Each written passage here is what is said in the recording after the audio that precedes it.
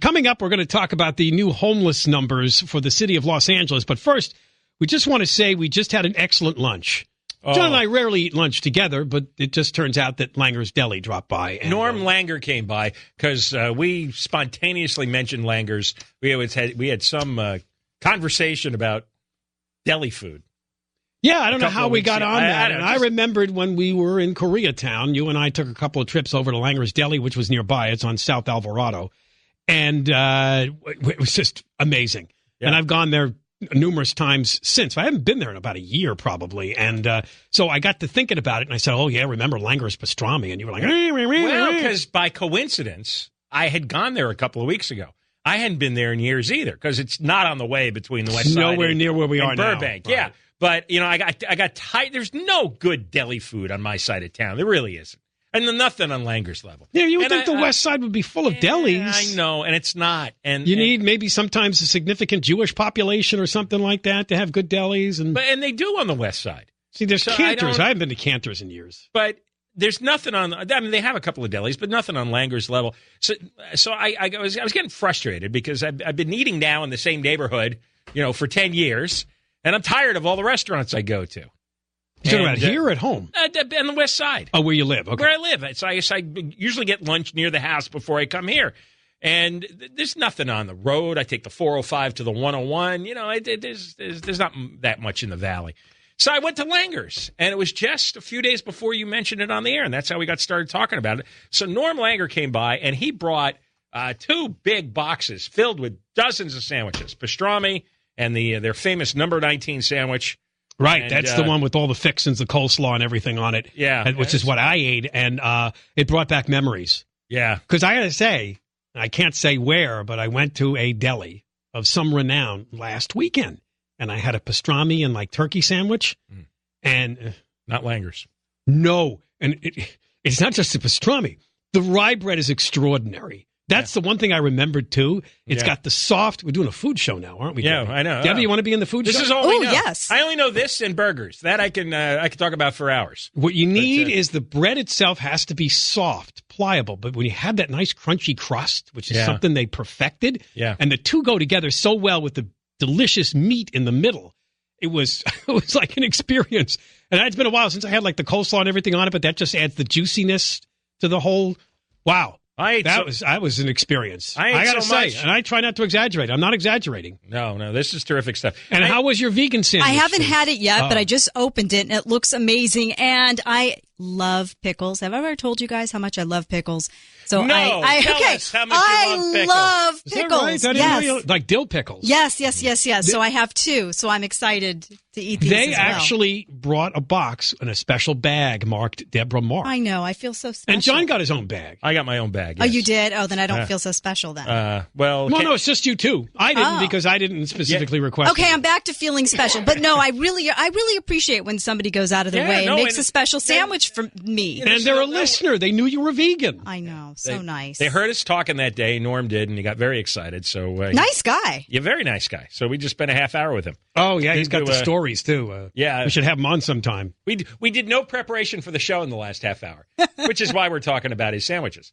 But I'm ready to take a nap. I had so much. Yeah, so it is langersdeli.com, and you can also, they're on Alvarado.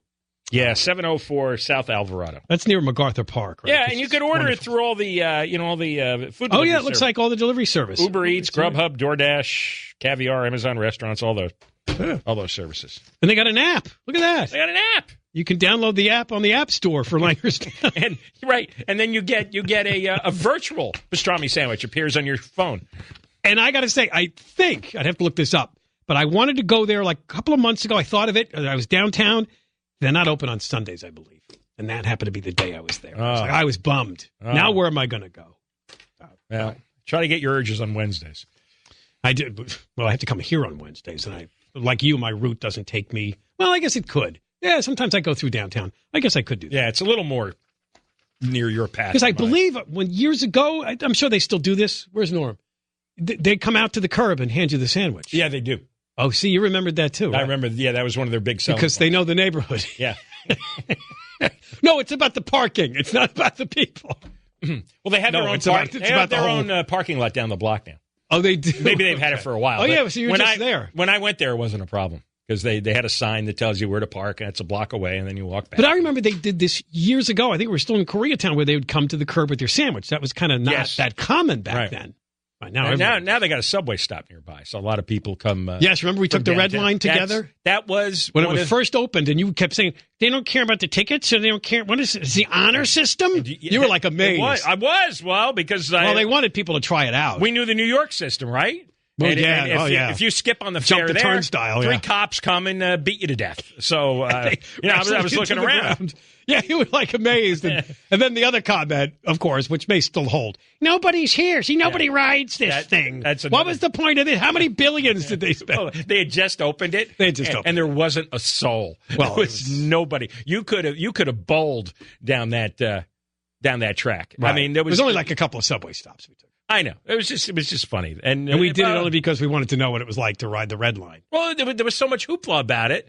And then it turns out, they're not charging, so they're not making any money, and nobody's using it. Right. Well, there you go. It's different today, but yes, at the time. Nobody's using it still, but they charge you.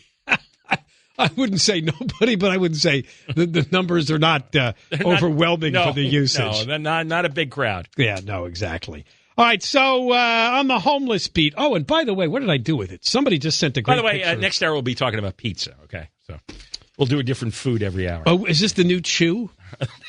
Yeah, well, chew's going off the air. Have you ever tried cheeseless pizza?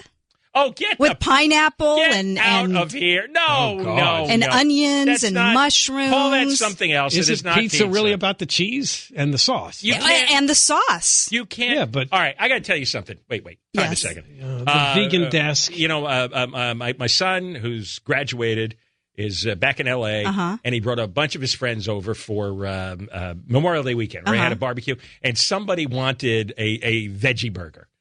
And they wanted veggie cheese.